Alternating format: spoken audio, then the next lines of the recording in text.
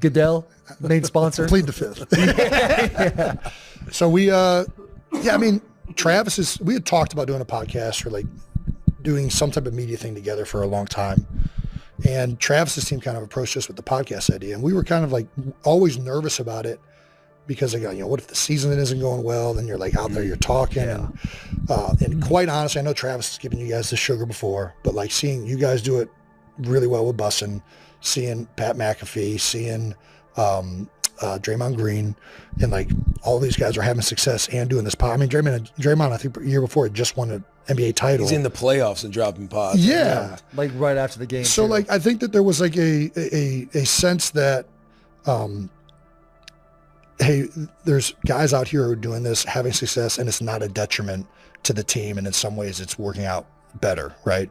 So, we decided to kind of try it out and see how it went. And we hit lightning in a bottle. Yeah. The first year, luckily there wasn't a lot of bad to come on the podcast about. Yeah. Right? I mean, that's when it's fun when you're a player. Like when you're winning, it's a very fun thing to do. It's the exact opposite of how ours started. Our shit. Yeah. When we started ours, I had a PED. I was suspended for 4 games. We were 2-4 to start. Yeah. It was fucking terrible. Yeah. I'm not even on a team. Yeah. Will's just like, all right, I got to do this intro today. It is hard when you're 2-4 and like, the fans want answers, and you're trying to give them like legitimate answers, but also be respectful and like keep it like, not throw teammates under the bus and not give away information or anything like that. And it's a tightrope to walk. And I do think it was good. What year were you guys in when you guys started yours? 19 was our first year.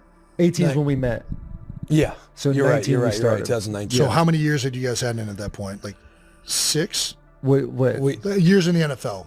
I was going into 6. You were going into 7? 7, yeah. Yeah, 6 and 7. I worry. I think that it's good to be a little bit more veteran to try and do it sometimes, because I think you have a better understanding of like everything that guys are going through in the NFL. Yeah. Right. And I think that, and you have a better understanding of just the dynamic too, even with whether it comes from the staff, your teammates, and people in the building trust you more. There's more like established relationship. But I don't know. I don't think I would have done a good job if I would have been young trying to do that. Mm-hmm. I think I would have said something that would have pissed somebody off. I would have said something that would have pissed the fans off. You know what I mean? I wouldn't have had the emotional awareness of like what to say, and I still don't. I still say stuff that pisses people off, but it would have been a much higher percentage if I would have started that younger. So you would have been slapping phones out of hands much sooner. God. Oh man, yeah, that was a rough one. That's why we got Dutch here now. Yeah. Yes, you got Dutch sitting over there. Dutch just yadded, no sleeves on. Goddamn right. He'll break every phone out here. That's right. Professional. But dude, that first year and just you guys both ending up in the Super Bowl, I think it was also a fucking awesome year for your parents. Yeah, especially mom. Mom got a lot of the noise, and deservedly so. She put up with a lot of shit from us for a long time. She became like a focal point for like, I think, moms everywhere, and especially moms of like athletes. And that was one of the best parts about that season was the glow up of Donna Kelce for sure. She killed it. She got to make more cookies than I think she's probably ever made, which she enjoyed. How did she handle all the eyes on her? Because you get to the Super Bowl, I feel like you guys are in all the commercials. Yeah, she's on late night TV shows. She is so who she is at this point. I don't think it's gonna affect her as much. I mean, she's not like a media trained, savvy individual, but she's a good-hearted woman from Cleveland, Ohio, that loves her kids, and I don't know that any amount of commercial is going to change that. Amen, dude. I feel like it's one of those things too. Like, if I could put myself in the shoes of your parents, it's the Hayes in the barn for the most part. Like they're older. They don't care about what the world's thinking. They're just so proud. Yeah. Like, how cool would it be? You're just like a kid seeing your kids. You have 2 sons, and they're playing in the Super Bowl. 2 of them arguably the best at their positions. And they've accomplished all this stuff, and you're seeing all the success. Yeah. It's like people, reach out, would you come on this? You come on. It's more of just like, you just get to take like victory laps because you're so proud of your kids. I feel like that's what the feeling would be like. It has to be. Yeah. Talk about your parents. Give us a couple things that you love about your mom and your dad. Now that you're older, you're wiser, you're sappier, you cry more because you have daughters. I've always been a crier, even before the daughters, but I definitely get sappier. I think I was always closer to my dad growing up. My dad coached us in everything, like went to all the games, was like the prototypical, just like outstanding father. And I looked up to my dad. I thought my dad was like the best man on the planet. That's who I wanted to be. Like, I got asked when I was really young, like, what do you want to be when you grow up, Jason? I said, I want to be a father. Like, that's like, I wanted to be like my dad 100%. And we get a lot of our mentality and a lot of like our traits as human beings, I think, from my father. And like, he's a very driven, like tough, worked in the steel industry. Like, he's a great dad. And he was also a loving dad. He was one of those dads that while he's slapping you on your ass, you feel like he loves you still at the same time. Yeah. But he was a great dude. And that's who I wanted to be when I grow up. And I think my mom, I never really had the frame of reference to understand what she was doing for the family when I was younger. And I think I had always had a loving relationship and loved my mom to death. But she was working and making the majority of the money for the family. She was cleaning. She was like scheduling things out. She was handling all of like the finance, like all these things that like as a kid you don't really know or you take for granted. And I'm like, she was so much of like a foundational aspect for the entire family. And I've told her that since. Like, I just never really even had a understanding of all these things you were doing. And so as a parent, I've gone now to more of like, Donna Kelce's a shit, and still Ed Kelce's a shit too. But Donna she was a very unique woman to be able to handle all of these different things. Mm. That fires me up. And everything you said, like while you're saying those things, I'm like, in my head being like, I hope to God my kids talk about me like this. Yeah. When they're older. Because it's like everything you just said about your dad and your mom, it's like, yeah, you guys as a family, it's like something you want to look up to and be like, that's what you want your kids to love you, to appreciate you, to respect you, all those things. Yeah. And listen, they worked their ass off. They stayed together as they stayed married because of us, just to like raise us. I think in a lot of ways, they set aside all their dreams, goals, and aspirations to like help us realize ours. And they did it without even questioning it, it felt like. And I'm sure there were questions. I'm sure there were very hard discussions that were had, but we never felt that. We felt like there was just like an overwhelming abundance of like love and support and anything we wanted to try and do. And it was a storybook childhood for us, and that I don't take for granted one bit. That's really cool. Yeah. Hey, and now like it's in the family. Your wife has a podcast now. She does. And she's crushing it. She is 1,000 times better than we are, and she is on our tail. Yeah, she's on our tail.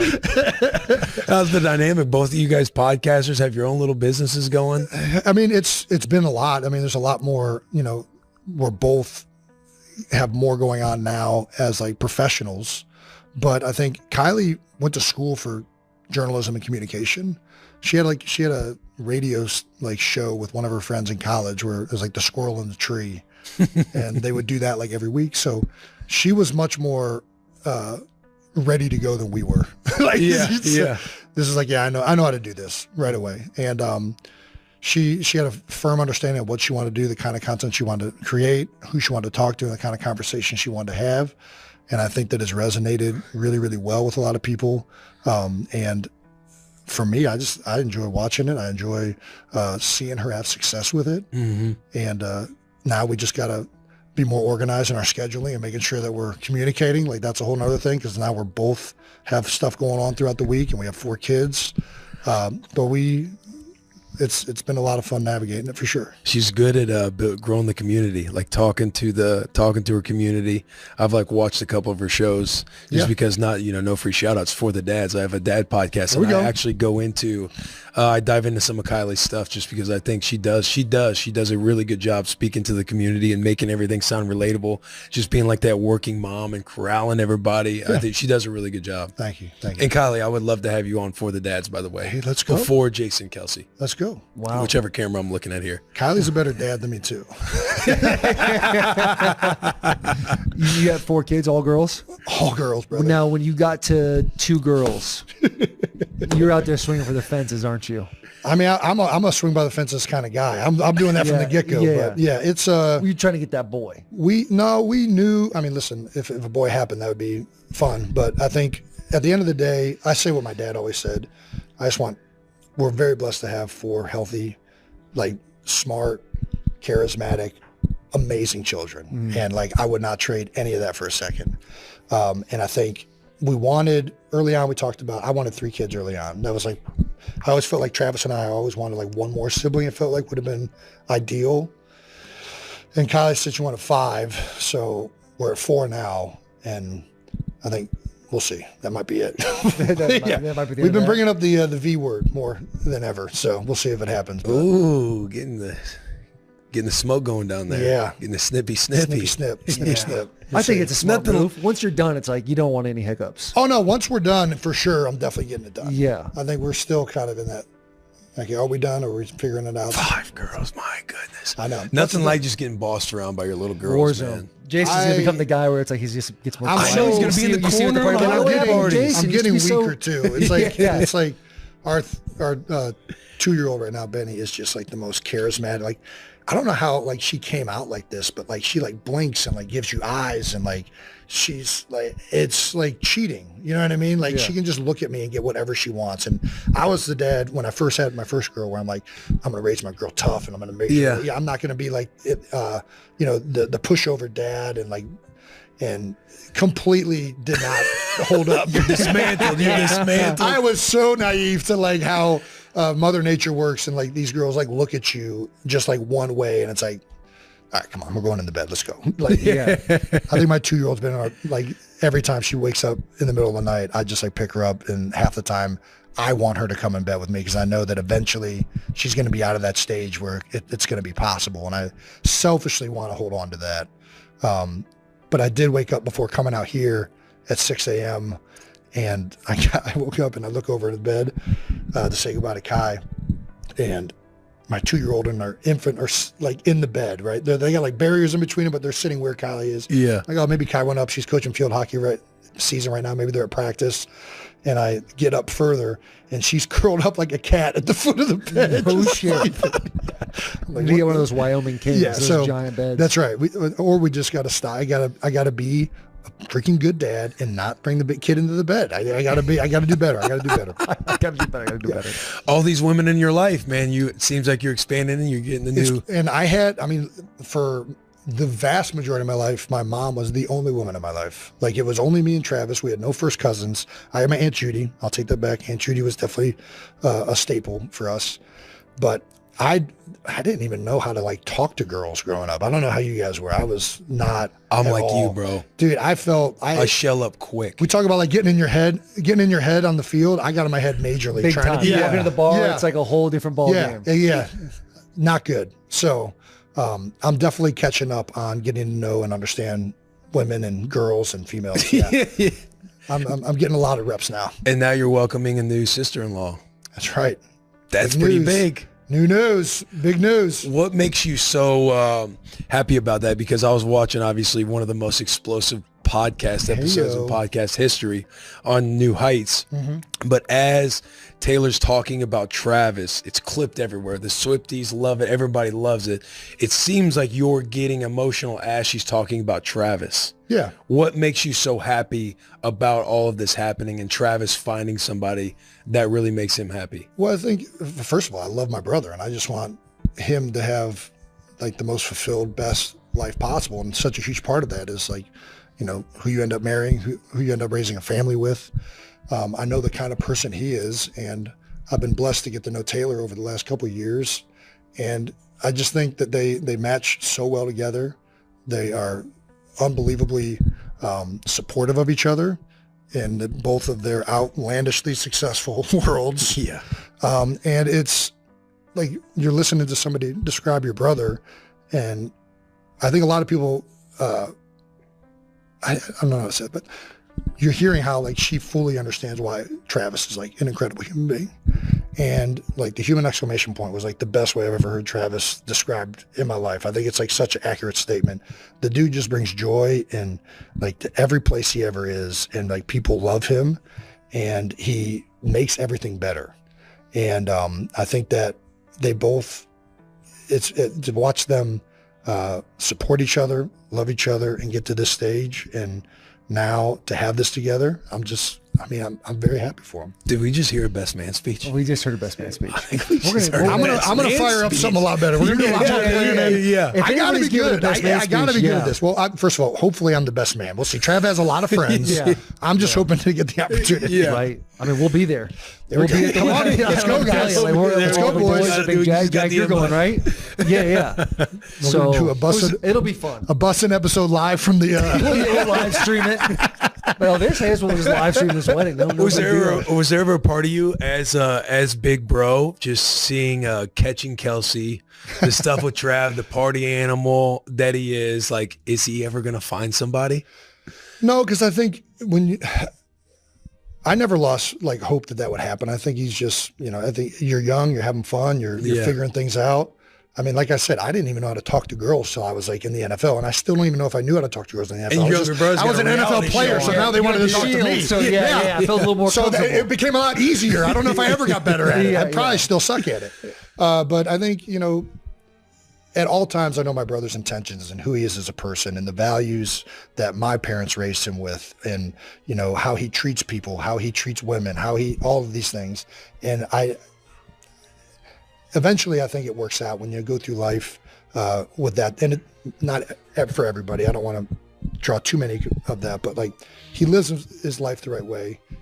He's a great person. He's unselfish. Everything he does, I think, would lead to him finding somebody that would want to be with him for all the right reasons and more. I love that, man. God, that is awesome. Did you expect good family talk? Great family talk. Did you? Whatever. We got to roll. Yeah. Oh, okay. There we go. Bud Light question. Bud Light question. Jason, you know that anybody. He knows too. He understands. Anyone he would gets do it. anything for an ice cold, crisp Bud Light. What is something that Jason Kelce would do anything for? Ice cold beer. I'm not going to turn that down one bit. I got a very embarrassing story from last night about beer. Okay. All right. So I'm drinking beer. I'm not really hammering them. I'm just kind of putting, one a back every, 30 minutes or something. Just kind of enjoying beers last night. And about, I think it was third quarter, I find out that I've been drinking non-alcoholic beer the entire game. This is the most amount of shame I've ever felt in myself. Really? Yeah. I was just like, the fuck is wrong with you, Jason? Who was the person that tapped you in the shoulders and hey, just so you know? Taylor. Oh, no shit. Because she said Travis had just been doing the same thing, and he's ashamed. I'm like, time out, Travis, there's non-alcoholic beer here? We had both been drinking these Budweiser Zeros. thinking they were just some like 0-calorie Budweiser. not thinking it was Making the zero. right choice. Yeah. I'm just like, I just wasted 3/4 of my life. I was like, what the fuck just happened? That is so funny. I was so ashamed. Anyways, so what was the question? What is something you would do anything for? You can't say family. What is anything I would do for anything for? And not family? Can't say family. I would give, oh man, I don't know. That's a great question. Do I, in this hypothetical scenario, or am I currently in the state I am? Like, do I get like, you can go back if I go got back in something, time, I would go back out on the field in a heartbeat. I think I would give anything to be able to play football again. And I don't think I can do that anymore, but I'd like thoroughly miss being out there with the guys and playing the game. And I know that's a very not exciting answer, but I think that's the first thing that popped into my head. I mean, I cherish the time out there with the guys. And again, like when you're in it, you hate going through the grind of training camp and like we did 2 days in high school and college, but you hate those moments. But then when you're done, those are the ones that you kind of miss. Like I miss, being my shoulder hurting and being bloody and like trying to fight through a practice. Like I miss my shoes squeaking with sweat out of them while I'm like walking across the field. Like it's weird. It's I don't know, maybe I'm like a masochist and I don't even know it, but like hearing what an injury should do to you and thinking to myself, I take this seriously as a challenge. Yeah. I'm going to fucking go out there anyways and see if I can get it done. I'm not. They're saying 6 weeks. I'm going to show them how I'll be back in 3. Yeah, I did that with a sport training. It was really stupid. In a surprisingly intimate moment on the latest episode of Bussin' with the Boys, Jason Kelce, the celebrated former center of the Philadelphia Eagles who recently announced his retirement, stunned listeners by dropping a startling personal revelation that instantly went viral. What began as lighthearted banter and retirement anecdotes from Kelce quickly shifted into family territory as hosts Will Compton and Taylor Lewin, known for pulling back the curtain on sports and celebrity life, listened in disbelief. The mood brightened when Kelce, relaxed in a familiar gray t-shirt and wearing an easy smile, recounted life after the game with warm, funny stories. But the energy changed when the conversation turned to marriage and children. Then, with a proud, mischievous tone that silenced the room for a heartbeat, he revealed the news. He'd been chosen as godfather to the first child of his younger brother Travis Kelce and singer Taylor Swift. The declaration landed like a soft bombshell, sending the studio into an uproar of laughter, applause, and stunned exclamations. Lewin's jaw dropped, Compton whooped, and for a breathless moment, fans felt like they were eavesdropping on an unscripted piece of history where sports, pop culture, and family intersect. The clip captured raw emotion, pride, mischief, and pure affection, and social feeds erupted as insiders and superfans dissected every second. As Kelce's voice brimmed with sincerity, the host leaned in, clapped, and begged for details, shouting, "Jason, are you serious?" The line between locker room legend and devoted family man blurred in real time. And by the end of the episode, one thing was clear. This surprise announcement has set off a cultural moment whose next chapter everyone is already chasing. Stay tuned. We'll unpack exclusive reactions, possible implications for appearances, and the surprising ripple effects across NFL fandom. Jason shrugged, smiling contentedly, and insisted he was telling the truth, his calm contradicting the frenzy that followed. Travis and Taylor had spoken to him seriously and asked him to take on this role. You know Jason? He's not easily moved, yet he called it a huge honor. In a heartbeat, the live stream audience exploded, and short clips cut from the podcast detonated across social media, racking up views, shares, and thousands of comments. Some Taylor Swift fans read it as proof the private romance had quietly shifted toward marriage and family planning, while football communities, long used to, the Kelce's playful ribbing, delighted as Jason became the center of an affectionate story usually orbiting his famous younger brother. What made the moment go viral was the way he said it. No script, no staged reveal. Just a seasoned brother telling a tender story like he was sitting at a bar with friends, voice warm and genuine. "I remember the day Travis called me," Jason continued, his tone deep and steady. He recounted the phone call without embellishment. He said, "Jason, Taylor and I have talked about it, and we want you to be the godfather of our child. You're the person I trust most outside my parents, and Taylor feels the same way." Jason paused, laughter spilling out before a lump formed in his throat, and for a raw second the studio fell quiet with emotion. That shift from jest to sincerity made the clip feel intimate and historic, a rare blend of locker room legend and family devotion that compelled viewers to replay the moment and post reaction videos across platforms. The podcast hosts seized the opportunity to bring Jason's wife, Kylie Kelce, into the conversation, hungry for her reaction, because this unexpected announcement had instantly become a cultural headline, dominating trending feeds and sparking global conversation. Kylie was stunned and delighted, immediately launching into cheerful plans about presents and the meaningful duties of godparents in American tradition, instantly turning the surprise into a warm family moment that felt both intimate and headline-worthy. One of the episode's most compelling stretches came when the host dug into why Jason had been chosen, and Will Compton leaned forward and asked, "Jason, do you think Travis chose you because you're his brother or because you're a dad?" Jason chuckled, then answered with candid humility, "I think it's both. I have 3 kids, and Travis probably saw me as part of a support system." He noted that Taylor had surprised him, but clearly valued his sincerity and the Kelce's family spirit. That answer sparked a thoughtful debate about the Godfather's role in American culture. Not merely a ceremonial title, but a spiritual bond, a steady presence in a child's life, and a model of character and love. After the unexpected revelation on Bussin with the Boys, the studio swelled with laughter, applause, and multiple layers of emotion.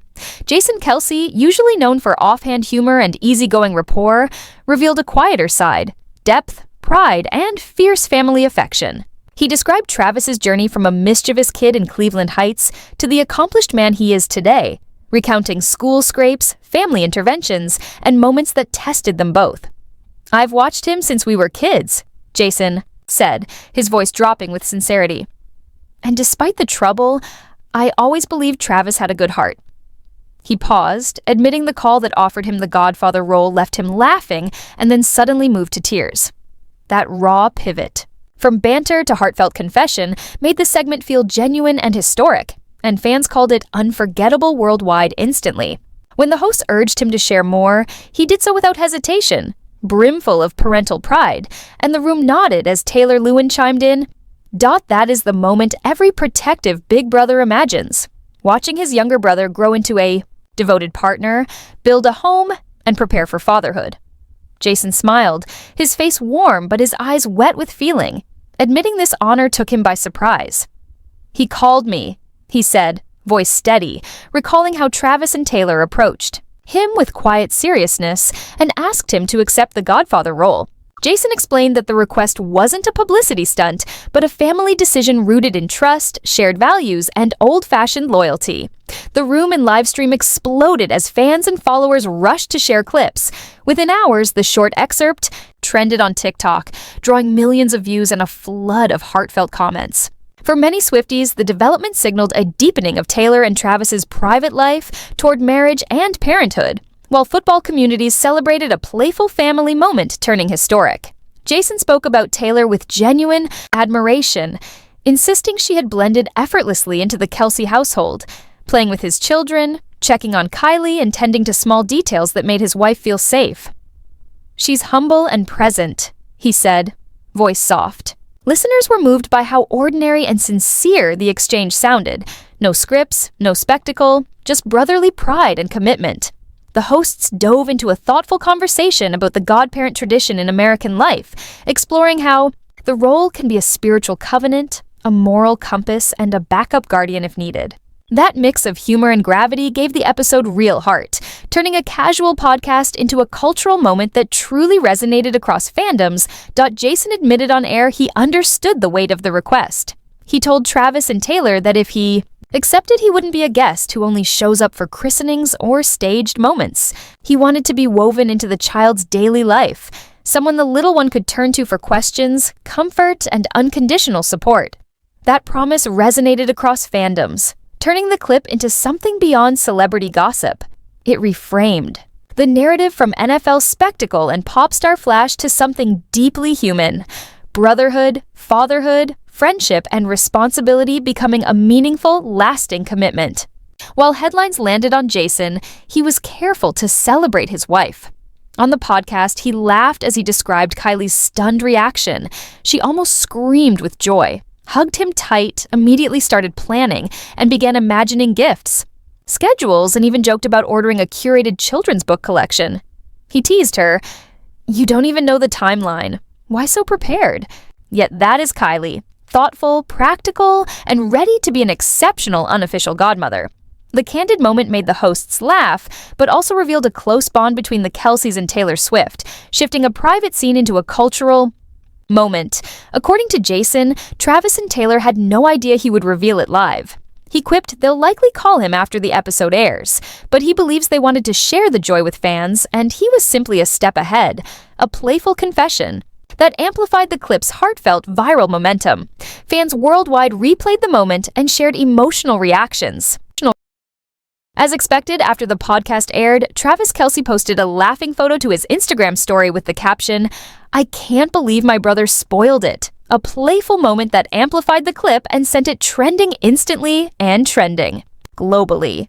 There couldn't have been a more fitting godfather than Jason.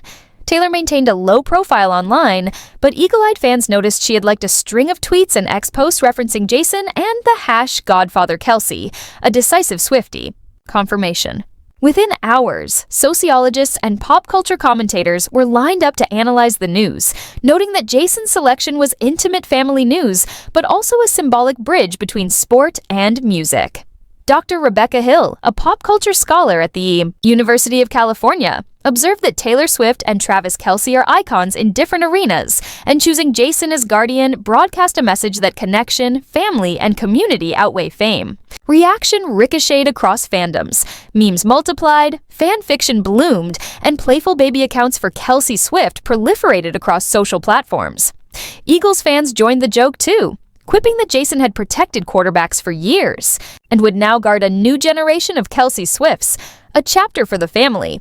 What began as a candid on-air confession blurred the boundaries between locker room lore and cultural headline, turning a private family pledge into a viral moment, keeping social feeds and conversations buzzing for days, in a broader cinematic. Since this revelation becomes proof of the Kelce family's metamorphosis, two Ohio kids who chased football now sit at the intersection of sport and global pop culture.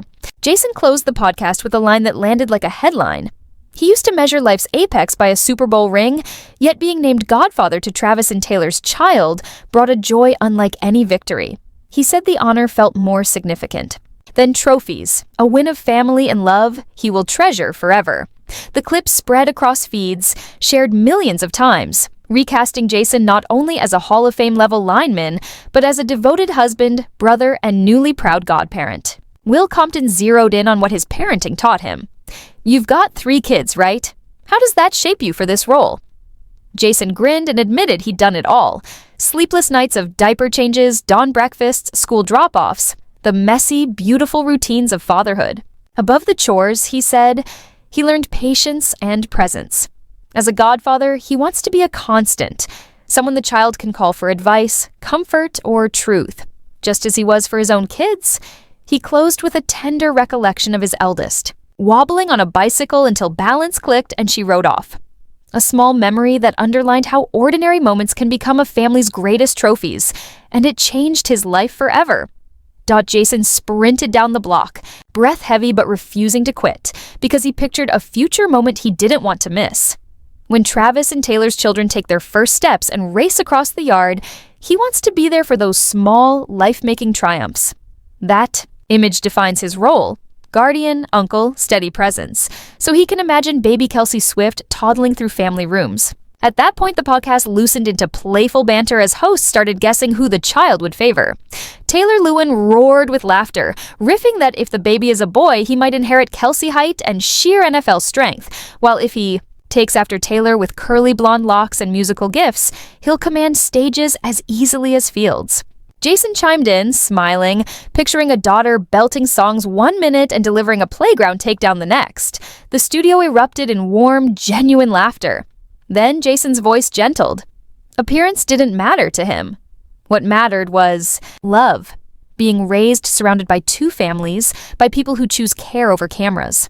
He wants to share responsibility beyond titles, to offer stability and ordinary rituals that become anchors. Family dinners, backyard baseball, bedtime stories, an uncle who listens about school. The conversation turned to social responsibility. Jason acknowledged that once Travis and Taylor's romance became public, it ceased being private. Every move draws scrutiny and myths spread fast across social platforms and news cycles. That reality makes the child's future particularly fragile, under millions of watchful eyes even before birth. So Jason said he approaches this role with deliberate seriousness. "I don't want the kid to feel weighed down by fame," he admitted, pausing, voice low. "I want to be the safe place. Normal rhythms, simple joys, a steady hand." That's the central reality. Family is what matters most. On the sequel, Jason unspooled a cascade of childhood memories about the Kelce clan, using small, vivid scenes to show why he understands Travis so deeply. He painted Travis as a mischievous child who frequently landed in hot water, once even expelled from class for talking too much, forcing their parents to call Jason down as the older sibling who could both discipline and forgive. Those interventions, he said, created a closeness that never faded. Jason became mentor, shield, and trusted ear. He believed Travis needed someone to teach and support him, someone solid to lean on through youthful chaos and fame's pressures. And that belief explains why Travis asked him to be godfather It felt like recognition, Jason reflected.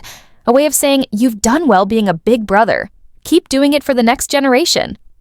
The hosts listened without interrupting, sensing they were hearing a family legacy more than a lighthearted tale. As pop audiences debated Taylor Swift's new maternal chapter, sports analysts read this differently, as confirmation of Jason's moral authority within the family and the locker room. NFL Network's Rich Eisen commented that Jason has long been a spiritual leader, someone who inspires, protects, and guides, qualities ideally suited to a godfather. That comparison elevated the moment beyond gossip, showing how a private family rite can echo across culture, linking stadiums and stages, fandoms and family rooms, and turning a simple choice into a shared, resonant story. Fans embraced the tale, truly celebrating kinship over celebrity with heartfelt enthusiasm. American outlets raced to frame the announcement among famous godparent reveals in entertainment lore, likening it to Elton John's role for the Beckham children and Oprah. Winfrey's long-standing, discreet support of close friends' families. Vanity Fair published an in-depth take, arguing that when a global pop titan like Taylor Swift and an NFL superstar like Travis Kelce named Jason as godfather, the moment fuses stadium spectacle and stage glamour into an unforgettable pop culture event rather than a private family moment. The timing amplified the emotional weight. Jason had only recently retired from the NFL, and on air he admitted that stepping away from the grind now gives him the space to be present with Kylie, their children, and the precious life on the way. If I were still playing, I'd be on planes and practice fields, he said, reflective and candid. Now I can answer a different call to family, and that matters more than any ring. Audiences read the exchange as one chapter closing and another opening, a new mission that felt like a trophy of a different kind. Yet, the episode retained warmth and levity. When asked if he intended to mimic the cinematic Godfather, Jason howled with laughter, admitting his mirror rehearsal looked ridiculous and that Kylie joked he appeared to be choking. He pledged instead to be a Kelce-style Godfather. Backyard. Barbecues, plenty of beer, stubborn affection, and steady presence. The room erupted in laughter, live streams flooded with smiley emojis, and social platforms instantly amplified the clip into viral momentum that dominated trending feeds. Cultural commentators weighed in, noting the choice signaled trust, protection, and chosen community, values often more durable than celebrity gloss. In short, a private family decision swelled into a cultural headline about legacy, love, and life after sport, a narrative that resonated across fandoms, news feeds, and water cooler conversation for generations ahead. Calm settled over the Bussin with the Boys studio after the laughter, warm applause, and Jason Kelce's heartfelt recollections, but the revelation's impact kept rippling far beyond that room. The fact a seasoned NFL veteran would be named Godfather to the first child of pop culture's most watched couple, Taylor Swift and Travis Kelce, was no casual aside to tuck into a short segment. Instead, it became a defining moment, a cultural milestone for the Kelce family and the global music and sports conversation. Within minutes of the episode dropping, social platforms ignited. On Twitter and X, the phrase Jason Kelce Godfather trended, TikTok compilations and Instagram stories surged, and fans flooded feeds with joy, disbelief, and emotional tributes. One commenter wrote, "I can already see Jason cradling the child in an Eagles hoodie, humming in that deep, comforting voice. My heart." Headlines across outlets from the New York Times to tabloid pages dissected the story, not merely reporting, but debating its broader symbolism, a bridge between stadiums and stages, fandom and family. Major outlets explored how the choice signaled a new chapter in celebrity domestic life, a private pledge radiating public meaning. In a later statement, Travis confirmed he and Taylor had weighed the decision carefully. He described Jason as both brother and guide, someone who has protected and inspired him since childhood. When we asked who should stand in that role, Travis said, the answer felt obvious: Jason. The simple declaration, repeated by major networks and shared across countless timelines, sealed an affectionate moment that reframed heroism as loyalty, kindness, and home, no trophy required. Across nations, fans created memes, fan art, reaction videos, and heartfelt essays, keeping the conversation trending across platforms globally for days. Taylor Swift briefly paused for a sideline interview as she left a New York recording session, smiling and remarking, "Jason embodies it." The moment crystallized attention. One high-profile couple dominated headlines on Tuesday, yet other engagements still sought their own share of the spotlight amid the frenzy.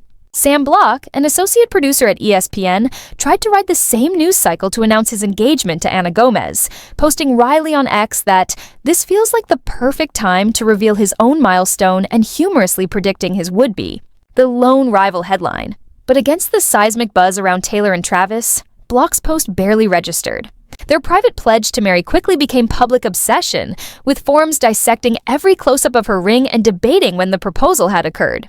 Coverage spilled from tabloids to broadsheets, from social to mainstream outlets, proving the cultural pull of a pop icon and an NFL titan together. Swift and Kelce were not unique in sharing joyful news that day. Prince Jackson also announced his engagement on Instagram to Molly Sherman. But their story reshaped the narrative economy of celebrity romance, media cycles, and fandoms. Within hours, fans, pundits, and cultural critics weighed in, spawning memes, think pieces, hashtags, and reaction videos that circulated non-stop and kept the global conversation burning about fame, family, and public love as audiences around the world watched, reacted, and reshared the moment across platforms. Analytics showed massive spikes in engagement and search, advertisers noted surging interest, and legacy outlets chased the scoop dot. But in the weeks after that announcement, most attention, particularly across sports, music, and celebrity journalism, focused on the intimate images of Mr. Kelce and Miss Swift wrapped in blossoms and spotlighted by a striking old mine-cut diamond ring set in a finely engraved band. Mr. Block had planned his own engagement post to X on Tuesday. He had proposed earlier this month to Miss Gomez, his girlfriend of nearly 6 years, at a Connecticut state park. But when Taylor and Travis's news broke, his moment became part of a larger cultural swell. He admitted he felt both amused and grateful that his announcement seemed to ride the wave, and joked that his future sister-in-law, a devoted Swift fan, might have fainted upon seeing the headlines. Social feeds filled with shared delight as other newly engaged fans celebrated being in an engagement era alongside their pop music idol, posting selfies, memes, and heartfelt notes. For many Swifties, the coincidence offered an extra layer of communal joy. A private milestone echoed publicly across timelines and fandom communities. Elsewhere, commentators examined how this overlap of personal romance and megastar status fuels modern fandom rituals. People create accounts for fictional babies, write fan fiction, and produce elaborate reaction videos. And why such moments inspire both affectionate parody and sincere emotional responses. In short, what might have been a quiet announcement bubbled into a collective moment that illuminated the unusual intimacy of contemporary celebrity.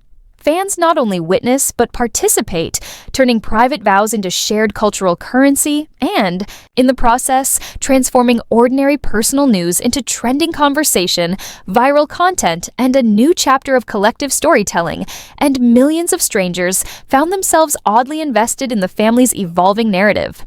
"It's just special to be in my bridal era with Taylor Swift," McKennico 23 said, voice warm with giddy disbelief, capturing how intensely fans internalize the singer's milestones. She admitted Taylor almost certainly doesn't know her, yet the moment felt like a shared celebration for devoted Swifties. Miss Co revealed she accepted Zach Wagner's proposal on August 15th after 6 years together, initially confiding the news only to close family and friends. But when the Swift-Kelce engagement broke, she felt inspired to share her own joy on social media.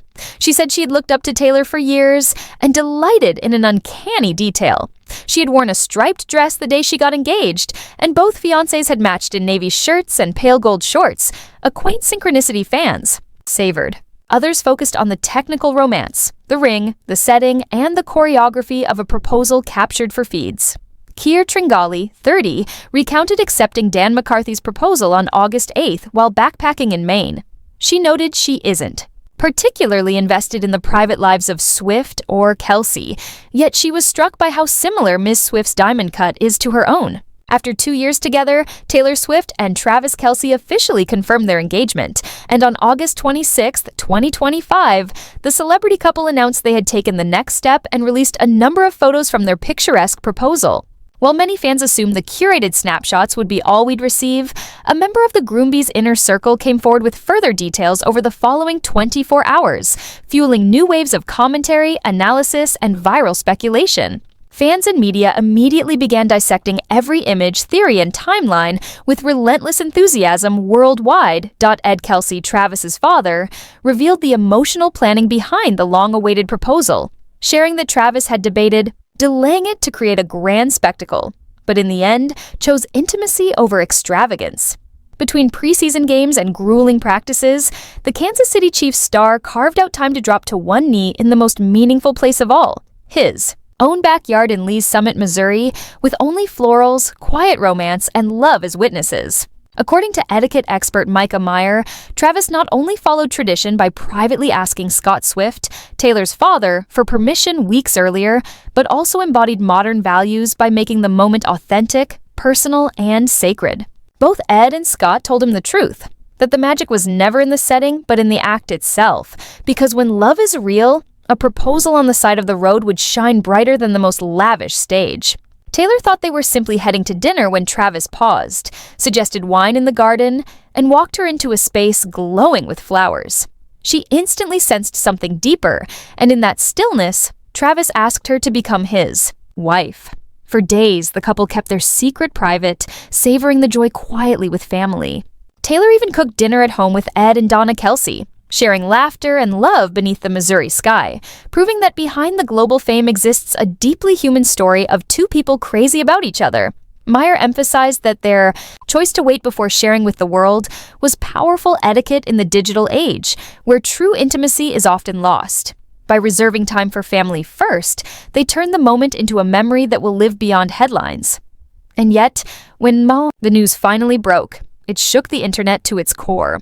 Jason Kelce, Travis's brother, couldn't contain his pride, pausing the New Heights podcast to publicly congratulate his younger brother and future sister-in-law, declaring the engagement a monumental family moment that transcended sports and music alike. But this love story didn't begin with roses or diamonds. It began with a friendship bracelet. In July 2023, Travis famously admitted on his podcast that he was disappointed, even butthurt, when he couldn't deliver a bracelet with his number to Taylor at her Eras Tour show at Arrowhead Stadium. It was the spark that turned into destiny. By September, whispers grew louder as Travis hinted at success, and soon he invited Taylor to a Chiefs game. When she arrived, cheering alongside Donna Kelce, the world witnessed the first chapter of a romance that blurred the lines between NFL adrenaline and pop superstardom. Their exit together in his purple getaway car became an instant cultural moment, cementing them as America's favorite new couple. From that day forward, Taylor became a fixture at Chiefs games, cameras capturing every smile, hug, and touchdown celebration, while skeptics questioned if her presence distracted from the sport. Yet, the NFL itself leaned into the phenomenon, weaving her stardom into broadcasts as viewership skyrocketed. In return, Travis proved he was just as supportive, flying to Argentina where Taylor rewrote the lyrics of Karma to honor him. Karma is the guy on the Chiefs. The crowd roared, and a private love became a public anthem. Their relationship unfolded like a modern fairy tale, celebrated at Super Bowls, tour premieres, and family gatherings, every moment intensifying the cultural obsession. And while some wondered if Taylor, now 35, would ever embrace traditional milestones after years of heartbreak and artistic reinvention, the dazzling diamond on her hand tells a different story. Her 6-year relationship with Joe Alwyn left fans questioning if marriage was something she even desired. But with Travis, everything feels different. This engagement signals not only love, but also her choice to embrace tradition on her own terms, rewriting what it means to be the most famous woman in the world. The announcement hit like lightning. Social media trended for hours, newspapers splashed it across front pages, and fans flooded timelines with theories, breakdowns, and dreams of what's next. For many, the moment was more than celebrity gossip. It was deeply emotional, as if they had grown up alongside Taylor, watching her transform heartbreak into art and now triumph into love. Jason Kelce summed it up best when he called his brother not just an NFL leader, but a man capable of inspiring, protecting, and guiding, a role that now extends to being Taylor's partner in life. In this story, the world isn't just watching a proposal, they're witnessing a cultural phenomenon. Two global icons from entirely different worlds colliding, uniting, and redefining what modern love looks like in the spotlight. From a missed friendship bracelet to a secret backyard proposal, Taylor Swift and Travis Kelce's engagement proves that even under the brightest lights, the most unforgettable moments are the ones rooted in authenticity, intimacy, and love. And as millions replay every detail, one thing is certain. This is only the beginning of a love story destined to dominate not just headlines, but history. Coming straight home to me, she sang, as Scott Swift proudly watched his daughters' romance unfold beside a glowing Travis Kelce, the man who had turned her world into a love story for the ages. When Time magazine crowned Taylor Swift its Person of the Year, no one was shocked, but it was her candid admission that captured hearts.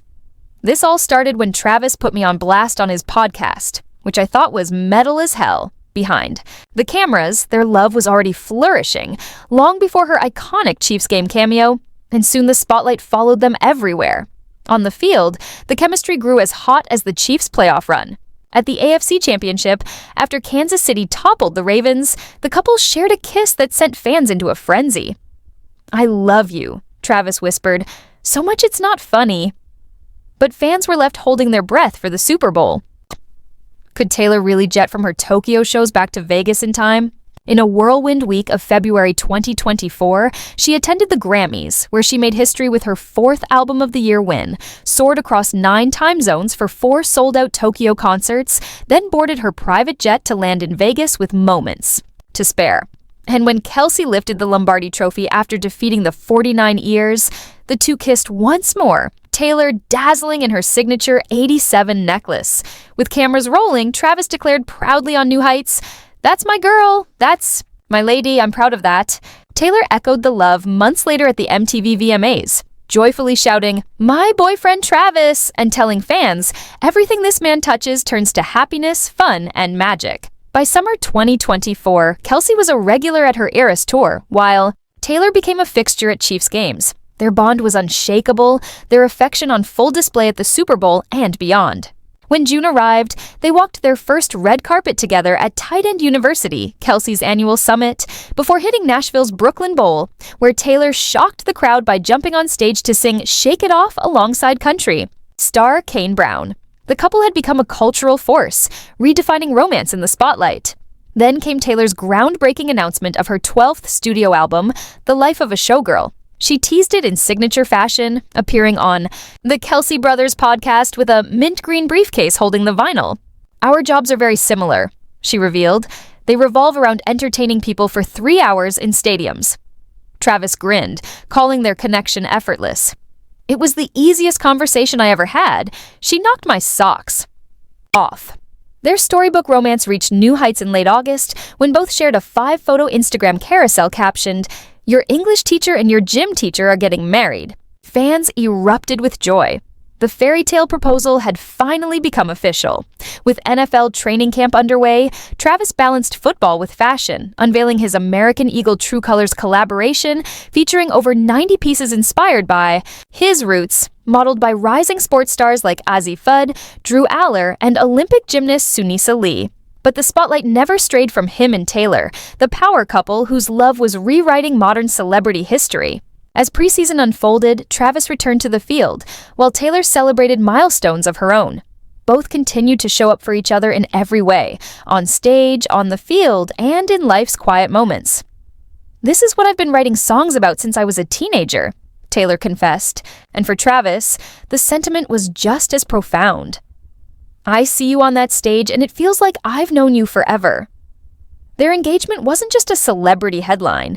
It was proof that two worlds, music and football, art and sport, could collide and create magic. And as the NFL season loomed and Taylor prepared to drop another record-shattering album, one thing was clear: this wasn't just love, it was history in motion, the ultimate story of two icons whose paths collided and refused